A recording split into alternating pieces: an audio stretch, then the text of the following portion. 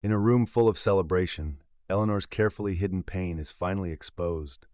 When betrayal becomes a public spectacle, a deadly secret unravels, leading to a shocking murder. Who will pay the price for the lies, and who will walk away unscathed? Stay with me as we unravel the real truth. Welcome to Fatal Affairs, a channel solely focused on bringing daily told and untold crime cases on love, betrayal, and revenge. Thanks to all our viewers and subscribers for your unwavering support, and please don't forget to subscribe and hit the notification bell for future updates. We would really appreciate that. The air in the room was thick with celebration. Laughter echoed, glasses clinked, and golden balloons floated lazily above the heads of family and friends gathered to honor Gregory's 70th birthday. The warmth of the gathering wrapped the guests in comfort, their voices a gentle hum that blended into the evening's joy. Yet at the edge of the room, Eleanor stood, watching. Her smile was poised, polite, a mask of serenity. But her eyes were sharp, a flicker of something unreadable lurking just below the surface. She surveyed the room with quiet precision. Gregory, the man she had spent 45 years with, was caught in conversation with Claire, his personal nurse, someone far too comfortable around him for Eleanor's liking. Claire leaned in a little too closely, her laughter a little too familiar, her hand brushing Gregory's arm a little too often. Gregory, ever the charmer, basked in the attention, his eyes lighting up whenever Claire whispered something in his ear. Eleanor's gaze never wavered, her smile never faltering, but inside, she saw everything. The late nights, the hushed phone calls, the lingering glances, she had known for months. Every secret, every lie had been laid out before her, like a puzzle she had slowly pieced together, waiting for the right moment to reveal the truth. And tonight, in front of their closest friends and family, was the perfect time. At precisely the right moment, Eleanor stepped forward. Her champagne flute gleamed in her hand, catching the light as she tapped it gently with a spoon. The clear, crisp sound sliced through the conversations, drawing every eye to her. The room fell silent, the sudden stillness palpable. "Thank you all for coming tonight," Eleanor began, her voice smooth, carrying just enough warmth to seem genuine. "It means the world to Gregory and me to have all of you here, celebrating this special milestone." She paused for effect, her eyes sweeping across the room before landing on Gregory. A soft smile touched her lips. 70 years, she continued, her tone shifting ever so slightly, and 45 of those years spent with me. A lifetime of memories, of joy, and of course challenges. But tonight I wanted to give Gregory a gift unlike any other. Gregory, caught off guard, chuckled nervously, his brow furrowing. He glanced at Claire, who stood at his side, equally unsure of what Eleanor was about to say. He raised his glass to toast, but stopped mid-action when Eleanor's next words hit him like a cold gust of wind. "To my husband," Eleanor said, her gaze steady on him, then shifted to Claire, "and to the woman who has been so much more than just his nurse." The room froze. Glasses hung suspended in midair, conversation died before it could even begin, and all eyes turned to Gregory and Claire. Eleanor's smile remained in place, but it was colder now, calculated. She had said what needed to be said, and now the silence felt like 1,000 whispers in the room, each one punctuated by her sharp, knowing gaze. Claire's face drained of color, her hand trembling as she instinctively pulled away from Gregory. Her eyes darted between Gregory and Eleanor, confusion quickly turning to panic. Gregory's expression shifted from surprise to confusion, his mind racing, but no words came. Eleanor let the silence linger, savoring the moment. The weight of her words hung heavy in the air. The guests shifted uncomfortably, some backing away from the tension, unsure of how to react. Eleanor's eyes gleamed with the satisfaction of having taken control of the room, her calculated delivery leaving a trail of unease in its wake. The room, once full of laughter and celebration, now felt like a cage. Eleanor's gaze stayed locked on Claire for a moment longer, before she added in a tone as smooth as velvet, but sharp as a blade, "And tonight, we'll see if every secret stays buried, or if this party ends with more than just broken hearts." The room seemed to shrink. Eleanor had set her trap, and now all eyes were on Gregory and Claire. The air was thick with uncertainty, but Eleanor felt nothing but clarity. She had waited for this moment. She had prepared for it. Tonight, everything was coming to light. The silence after Eleanor's words was suffocating.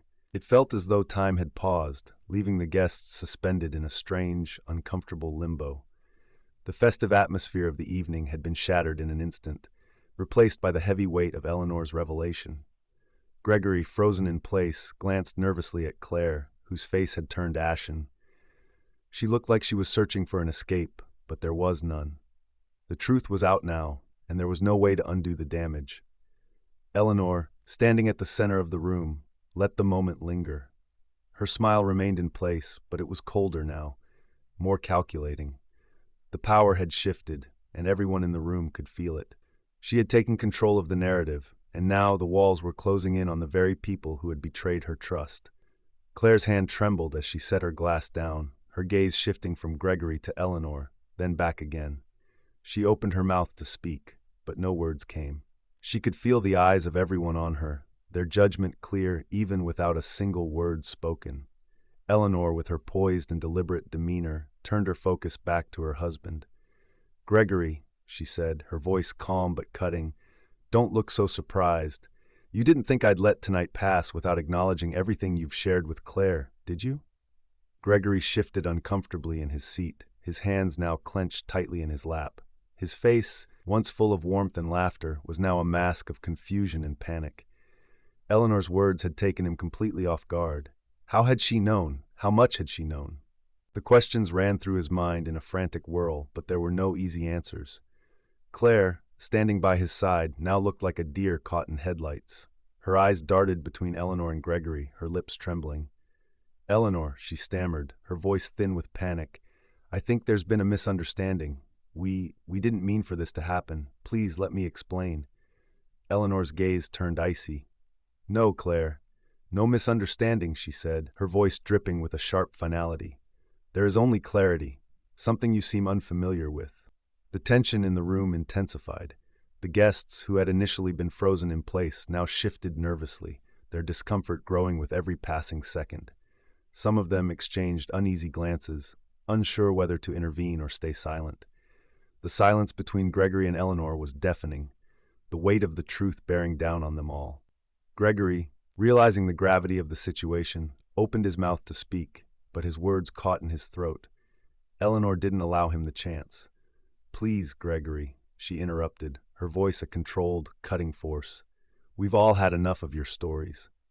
The room seemed to close in on him, the guests' eyes now firmly fixed on him. Every detail, every moment of their years together, now felt like a lie. His mind raced, trying to find a way to explain, but Eleanor's calm demeanor left no room for negotiation. "Did you think I didn't notice?" Eleanor continued, her voice now carrying a bitter edge. "The late nights, the secret calls, the excuses. How small you must have thought of me, Gregory. You thought I wouldn't see it, didn't you?" Gregory swallowed hard. The words cut deep, each one an accusation that he couldn't deny. He clenched his fists in his lap, unable to look anyone in the eye. His once proud facade was crumbling, and there was nothing he could do to stop it. Claire, standing in the center of the storm, could only tremble. Her eyes darted from Eleanor to Gregory, each glance filled with shame. She opened her mouth to protest again, but nothing came out. Eleanor's words had struck her like a physical blow, and there was no escape from the weight of the truth. Eleanor stepped closer to Gregory, her gaze unwavering, her voice cool. "I've been watching, Gregory," she said softly, waiting for the right moment. "And tonight, I decided it was time for everyone to see you for what you really are." Claire shook her head, her voice cracking. "Eleanor, please, I never meant to hurt you." But Eleanor silenced her with a look. "Oh, don't flatter yourself, Claire," she said, her voice colder than ice. "This isn't about you. It's about him. About the man who thought he could live two lives without consequence." The room was thick with tension, every eye on Eleanor as her words hung heavily in the air. Gregory stood still, his face draining of color as he absorbed the magnitude of the betrayal laid bare. The guests, once lively and cheerful, were now frozen, caught in the drama unfolding before them. Claire, who had been standing close to Gregory, her hand still lingering on his arm, felt the weight of the moment. Her breath quickened, her heart racing. She had hoped the affair would remain a secret, just a fleeting indulgence that Eleanor would never uncover. But now the truth was inescapable, and the room was closing in on her. For a moment, she met Gregory's eyes, searching for some sign of solidarity, some indication that everything would be all right. But all she saw was his stunned silence, his face pale, as though he too had been blindsided by the turn of events. His guilt was evident, but he didn't know what to say. She could feel the room's collective gaze burn into her back as she slowly stepped away. Her heart thudded in her chest as her mind scrambled to come up with a way out of this. She couldn't stay in this suffocating room any longer. As she moved toward the door, her footsteps seemed too loud in the heavy silence. The guests parted for her, their eyes following her every move, but no one spoke. She could feel Eleanor's gaze on her, sharp and cold, like a predator watching its prey. The door to the hallway creaked open as Claire passed through, her breath hitching in her throat. She stepped into the darkness, the sounds of the party fading behind her, leaving her alone with her thoughts. She needed to escape, to clear her mind, but she knew deep down that there was no running from the truth. As she walked down the hall toward the pantry, the quiet of the house seemed to press in on her. She didn't know why she had come this way. Perhaps it was instinct, or maybe she just needed a moment to collect herself before facing the inevitable. She stepped into the pantry, the dim light casting shadows across the walls. Her mind raced, trying to make sense of everything, but the words from Eleanor echoed in her head, drowning out any coherent thought. And at that point, she didn't hear the footsteps behind her. The guests, their discomfort palpable, now began to murmur among themselves, unsure of how to react. Some backed away, wanting to distance themselves from the unfolding disaster. Others stayed frozen in place, too afraid to move. The once jovial atmosphere had been replaced by something darker, more menacing. Eleanor's smile, which had once been so polite and controlled, now seemed twisted, as though she were savoring every moment of the unraveling chaos. She had delivered her blow, and now she stood at the center of it, watching as Gregory's world crumbled. There was no escaping this moment. The truth had been exposed, and there would be no easy way out for anyone. The room was filled with a low hum of confusion and fear, the guests exchanging looks, trying to process the magnitude of what was happening. Eleanor stood at the center of it all, her composure as unwavering as ever. It was as though she were conducting an orchestra, each word, each glance, each calculated pause drawing the music of this twisted evening toward its inevitable crescendo. Gregory's heart raced as he looked around the room, his mind spiraling with disbelief. How had everything gone so wrong? He was caught in the web of lies he had spun, but now even those lies seemed like they might not save him. The weight of Eleanor's words, the way she had exposed everything, had left him hollow. The room seemed to close in on him as the faces of the guests turned from curiosity to judgment. "Eleanor," Gregory croaked, his voice a mix of desperation and disbelief. "Please, you can't." But Eleanor interrupted him, her eyes cold and distant. "I'm not the one who betrayed you, Gregory," she said, her voice soft but cutting. "You did that long ago, and tonight everyone will see the consequences of your actions." Before he could respond, a door creaked open from the back of the house, a sound so faint it could easily have been ignored. But in that moment it cut through the tension like a knife. The room fell silent again, and every eye turned toward the hallway. Gregory's gaze followed Eleanor's, and for a moment, time seemed to stretch. It was then that the scream pierced the air, sharp, high-pitched, and full of terror. It shattered the fragile silence, sending a ripple of panic through the crowd. People stumbled back, their eyes wide with confusion, fear, and disbelief. One of the guests rushed into the room, her face pale, her hands shaking. "There's someone in the pantry," she gasped, her voice trembling with panic. "There's blood everywhere." The horror was instant. People exchanged frantic glances, unsure of what they had just heard. No one dared to move at first, caught in the gravity of the revelation. Eleanor, however, remained still. Her gaze flicked from Gregory to the hallway, and then back to the stunned guests. She made no move to intervene, her face perfectly composed as the chaos unfolded around her. Gregory felt his legs weaken beneath him, his heart hammering in his chest.